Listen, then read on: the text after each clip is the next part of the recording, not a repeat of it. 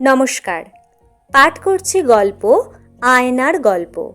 কলমে শ্রদ্ধেয় অশোক ব্যানার্জি মহোদয়, কণ্ঠে আমি শর্মিষ্ঠা সেন।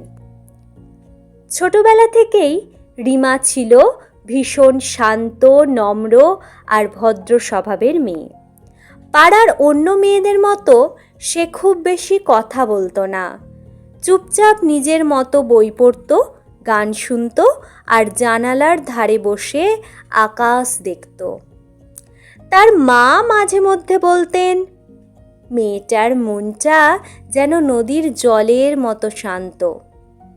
কিন্তু মানুষ তো সবসময় মন দেখে না, সমাজ আগে দেখে চেহারা, রং, শরীর আর বাহ্যিক সৌন্দর্য। রিমার গায়ের রং একটু শ্যামলা ছিল, শরীর ছিল রোগা, আর মুখটাও তথাকথিত সৌন্দর্যের মাপে খুব নিখুঁত ছিল না। তাই ছোটবেলা থেকেই তাকে শুনতে হতো নানা কটু কথা। স্কুলে বন্ধুরা বলতো, এত শুকনো শরীর নিয়ে আবার কি সাজবি? কেউ হাসতে হাসতে বলতো, তোর নাকটা যদি একটু অন্যরকম হতো তাহলে দেখতে মোটামুটি লাগতো।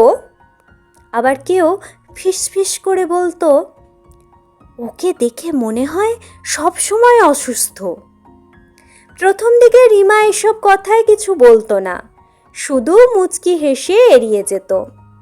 কিন্তু দিনের পর দিন, বছরের পর বছর ধরে একই অপমান শুনতে শুনতে তার ভেতরে জমতে লাগলো অদৃশ্য এক কষ্ট।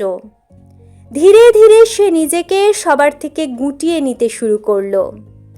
আগে যে মেয়েটা স্কুলের অনুষ্ঠানে গান গাইতো, আবৃত্তি করত, সেই মেয়েটাই এখন মঞ্চের নাম শুনলেই ভয় পেত। কারণ তার মনে হতো মানুষ তার গান শুনবে না, আগে তার চেহারা বিচার করবে। সবচেয়ে বেশি ভয় পেতে শুরু করলো সে আয়নাকে। একসময় যে আয়নার সামনে দাঁড়িয়ে সে চুল বাঁধত, হাসতো, সাজতো, সেই আয়নার দিকেই এখন আর তাকাতে পারত না। আয়নাতে নিজের মুখ দেখলেই তার মনে হতো, আমি কি সত্যিই এত কুৎসিত? তার বুকের ভেতরটা হু হু করে উঠত। অনেক রাতে ঘরের আলো নিভিয়ে বিছানায় শুয়ে সে চুপচাপ কাঁদত। কাউকে কিছু বলতো না, কারণ সে জানতো মানুষ চোখের জল দেখতে পেলেও মনের ভাঙা শব্দ শুনতে পায় না। একদিন স্কুল থেকে ফিরে সে দরজা বন্ধ করে আয়নার সামনে দাঁড়ালো। কিছুক্ষণ নিজের মুখের দিকে তাকিয়ে হঠাৎ বলে উঠল, বলতো সত্যি কি আমি এত খারাপ দেখতে? কথাটা বলেই সে কেঁদে ফেলল। অশ্রু ঝাপসা করে দিল আয়নার কাঁচ। সেদিন থেকেই রিমা আয়নাকে এড়িয়ে চলতে শুরু করলো। ঘরের আয়নাটা কাপড় দিয়ে ঢেকে রাখত, যেন নিজের মুখ না দেখলেই কষ্টটাও কম হবে। কিন্তু কষ্ট কি কখনো এভাবে দূরে সরে যায়? সময়ের সঙ্গে সঙ্গে রিমা আরও চুপচাপ হয়ে গেল। কলেজে উঠেও সে খুব একটা বন্ধু বানাতে পারল না। সবাই যখন আনন্দের ছবি তুলত, হাসতো, গল্প করত, রিমা তখন দূরে দাঁড়িয়ে থাকত।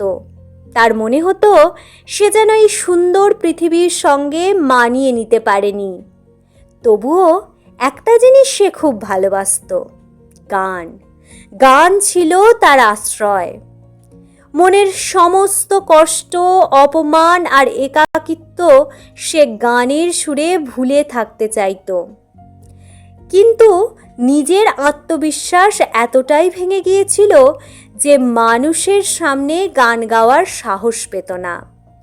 একদিন ভোরবেলা জানালার ফাঁক দিয়ে সূর্যের কোমল আলো এসে পড়ল তার ঘরের আয়নায়।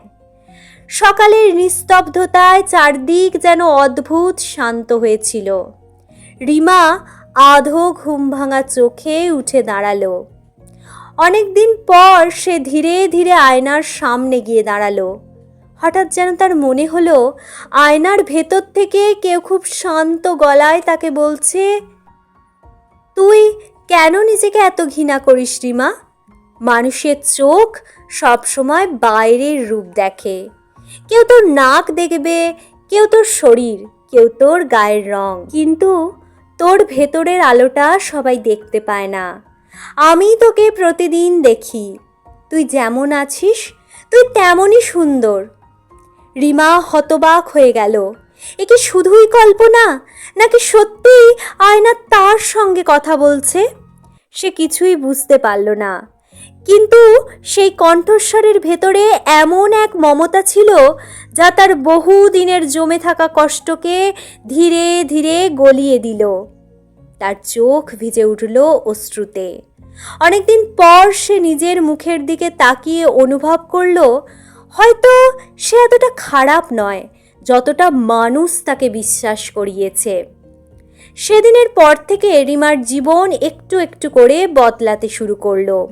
সে প্রতিদিন সকালে আয়নার সামনে দাঁড়াতো, নিজের চোখের দিকে তাকিয়ে বলতো, আমি যথেষ্ট, আমি অসম্পূর্ণ হয়েও সুন্দর, আমার ভেতরেও আলো আছে।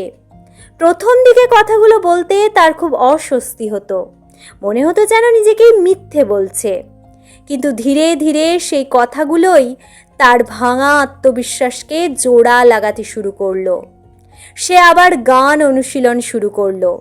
আয়নার সামনে দাঁড়িয়ে প্রতিদিন গাইতো। ভুল হলে নিজেকে বকতো না, বরং হাসি মুখে বলতো, আবার চেষ্টা কর, তুই পারবি। মাস কয়েক পরে কলেজের সাংস্কৃতিক অনুষ্ঠানের ঘোষণা হলো। বন্ধুরা রিমাকে নাম দিতে বলল। প্রথমে সে ভয় পেয়ে না করে দিয়েছিল, কিন্তু সেদিন রাতে আয়নার সামনে দাঁড়িয়ে সে নিজের চোখের দিকে তাকালো। মনে হলো আয়নাটা যেন নীরবে বলছে, এবার নিজেকে লুকিয়ে রাখিস না। পরদিন সে নিজের নাম লিখে দিল।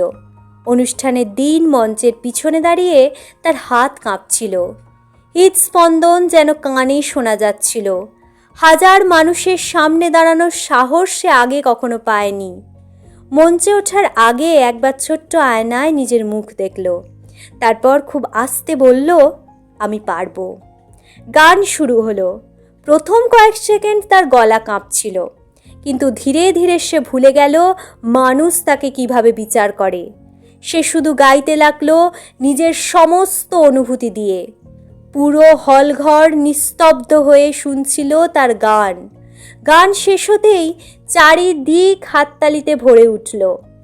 সেদিন প্রথমবার রিমা বুঝল, সত্যিকারের সৌন্দর্য মুখে নয়, আত্মবিশ্বাসে। মানুষের চোখে নয়, নিজের আত্মার আলোতেই একজন মানুষ সুন্দর হয়ে ওঠে। সেই দিনটাই ছিল তার জীবনের মোড় ঘোরানো মুহূর্ত। আজ বহু বছর পরে রিমা একজন প্রতিষ্ঠিত গায়িকা। তার কণ্ঠে গান শুনে হাজার মানুষ মুগ্ধ হয়। অনেকেই এসে বলে, আপনার গান আমাদের বাঁচতে শেখায়। কেউ বলে, আপনার কণ্ঠ আমাদের ভেতরে সাহস জাগায়। রিমা তখন মৃদু হেসে ফেলে।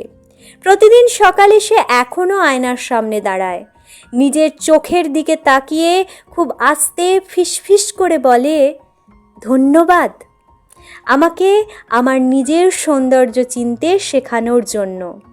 তুই না থাকলে হয়তো আমি কোনো দিন নিজের ভেতরের আলো খুঁজে পেতাম না। আর আয়নার কাছে তখন ভেসে ওঠে এক আত্মবিশ্বাসী নারীর হাসি, যে শিখে গেছে মানুষের কথায় নয়, নিজের বিশ্বাসেই একজন মানুষের সত্যিকারের পরিচয় তৈরি হয়। ধন্যবাদ, নমস্কার।